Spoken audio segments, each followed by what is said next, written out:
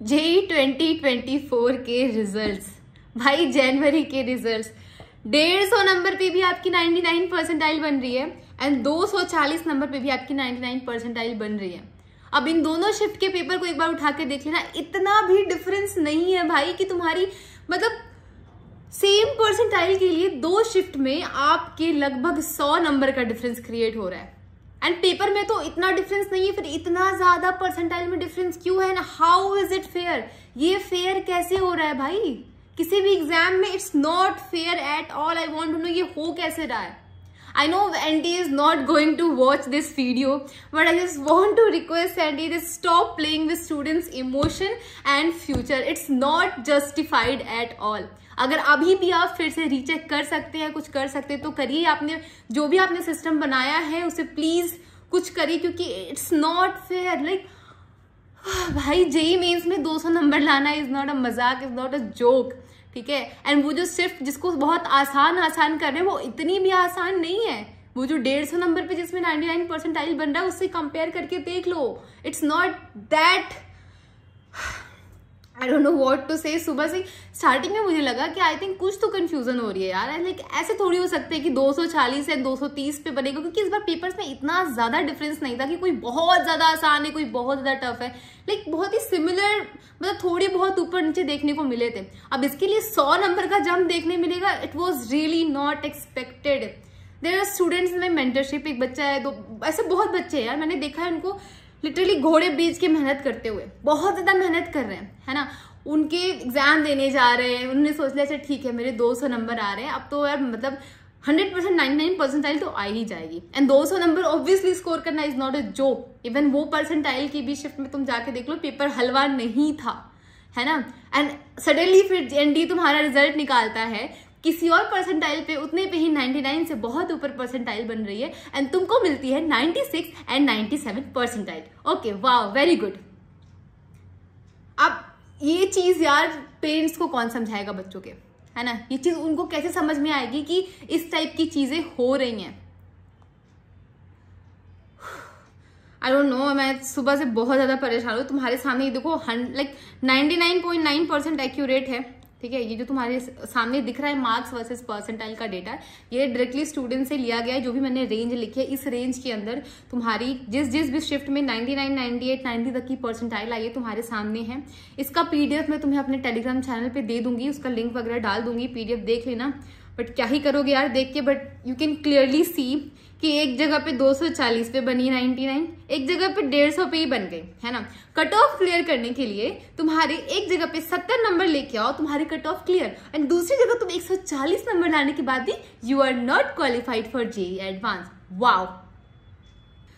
अब यार देखो 150 नंबर लाने के बाद भी आपकी कट ऑफ क्लियर नहीं हो रही है, लाइक इससे बुरा और क्या हो सकता है ना। अब मैं क्या बोलूं उन बच्चों को, मैं क्या बोलूं जिन्होंने इतने नंबर लेके आए और उनके फिर भी लाइक इतनी बुरी परसेंटाइल बन रही है। स्पेशली 27 और 29 के शिफ्ट वालों के साथ तो बहुत ही ज्यादा अनफेयर चीज हुई है।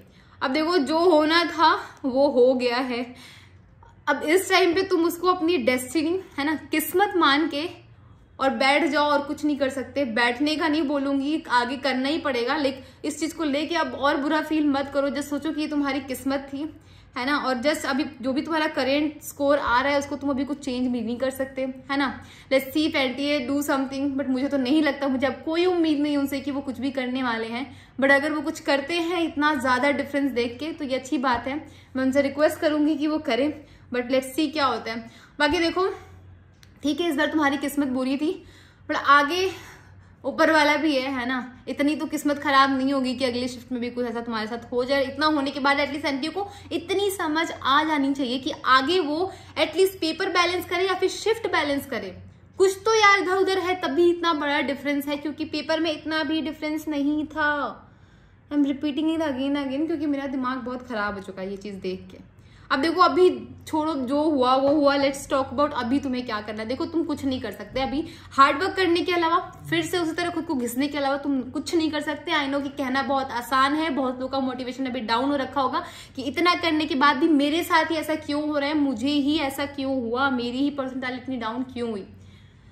किस्मत, this is what we can say right now, है ना। सो अभी अगले वाले के लिए प्रिपेयर करना स्टार्ट कर दो, ये मैं यही बोलूंगी, क्योंकि जरूरी नहीं है यार कि मतलब होपफुली सब कुछ बेटर होगा अगले अटेम्प्ट में, एंड शायद तुम्हारी किस्मत अगले अटेम्प्ट में काम आएगी, ऐसे कुछ लोगों की इस बार आई है एंड तुम्हारी नहीं। बट यू नो हम एक इंडिया के one of the toughest exam को दे रहे हैं, है ना, एंड एनटीए इतने बड़े एग्जाम को कंडक्ट करवाती है। अब इस चीज में भी हमें किस्मत की बात करनी पड़ रही है, हमारा हार्डवर्क फेल हो रहा है, इससे ज्यादा बुरा और क्या हो सकता है। Live it now, where to focus now, what to do now, ये सारी चीजें हम अभी आगे बात करेंगे। चैनल को सब्सक्राइब कर लो, I will come with video soon. But फिलहाल के लिए यार ज्यादा टेंशन नहीं लेना है, वक्त है, बीत जाएगा, अच्छा है तो भी और बुरा है तो भी। जिनकी अच्छी आई है वो उसको बहुत ही सिर पे मत ले लेना, आगे जाइए, एडवांस है, अगला एक और अटेम्प्ट है, उस पर फोकस करना। बाकी यार जितने भी लोगों को अभी लो फील हो रहा है कि तुम्हें तुम्हारी डिजर्विंग परसेंटाइल नहीं मिली है, क्या बोलूं डिजर्विंग यार, बहुत ज्यादा डिजर्विंग किसी चीज तो उन्होंने खराब ही कर दी है। क्या डिजर्विंग बोले इसमें, कौन डिजर्विंग कौन नॉन डिजर्विंग, ये तो अनफेयर हो गया ना कि एग्जाम में, exam should be fair, fairness की तो बात ही नहीं रही यहाँ पे। आई नो कहना बहुत ही ज्यादा आसान है बट करना उतना आसान नहीं होता है। बट अभी के लिए तुम्हें खुद को संभालना ही होगा। मैं पता है पर्सनली इस साल बच्चों से बहुत ज्यादा कनेक्टेड थी, इसीलिए मेरे को बहुत ज्यादा खुद बहुत ही ज्यादा इमोशनल फील हो रहा है ये सब देख के। बट ठीक है, अब जो है वो है, अगले अटेम्प्ट में शायद चीजें सही हो जाएंगी, तो अभी उस पर फोकस करना। बाकी यार ये जो भी मैंने पीडीएफ वगैरह परसेंटाइल वगैरह का तुमको देखना है कि किस में कितना शिफ्ट बना था, उसके लिए तुम टेलीग्राम चैनल हमारा ज्वाइन कर सकते हो, उसमें proper accurate marks versus percentile की प्रॉपर रेंज दी हुई है, वहां से देख सकते हो और उसके लिए खुद को मेंटली प्रिपेयर कर सकते हो अगले शिफ्ट में, ताकि तुम्हें वो झटका ना लगे जो अभी हमें लगा है, ठीक है। और अगर कुछ भी समझ में नहीं आता है तो you have also on option की, तो तुम्हारी मेंटरशिप ज्वाइन कर सकते हो, ये तुम्हारी चॉइस है, ठीक है। अगर तुम्हें कुछ नहीं समझ में आ रहा है, यू वांट समवन तुमको पर्सनली हेल्प करे, तो यू कैन ज्वाइन दिस। अब जो भी सारी लिंक्स वगैरह है वो सारी मैं डिस्क्रिप्शन में दे दूंगी, टेलीग्राम का, बाकी सारी चीज़ों का वो जाके एक बारी चेक कर लेना। And at the and I will say घबराना नहीं है यार, प्लीज घबराना नहीं है। Just right in the comment section that I will fight till and. तुम्हें खुद को यहाँ पे संभालना पड़ेगा, अपने आप को फोकस करके, जिनका भी आगे बोर्ड्स है, अगला जेईई मेंस अटेम्प्ट है, खुद को फोकस करके अभी उसको टारगेट करना पड़ेगा और अच्छे से करना पड़ेगा। होपफुली आगे सारी चीजें सही रहेंगी एंड अभी मैक्सिमाइज करना करो अपने स्कोर को, ठीक है।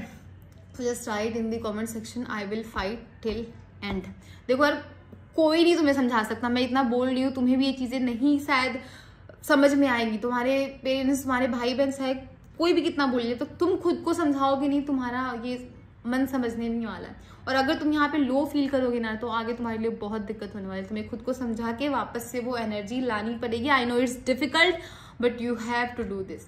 सो write in the comment section I will fight till end. मैं क्यों बार बार लिखने बोलती हूँ, क्योंकि लिखने से वो चीज़ हमें ना होती है, मतलब ऐसी एनर्जी बोला जाता है यूनिवर्स में कि वो चीज़ हम फील करने लगते हैं। पेपर पे बार बार लिखो, जहाँ भी लिखना है लिखो, बट इसे लिखो and say that I will fight till and. बाकी यार तुम्हारी क्या परसेंटाइल रही है, कौन से शिफ्ट का रहा है, आगे क्या टारगेट करो, वो सब कमेंट्स में लिख के बताना। एंड ये सब्सक्राइब कर लेना चैनल, स्टे कनेक्टेड, बस घबराना नहीं है, we will fight till and.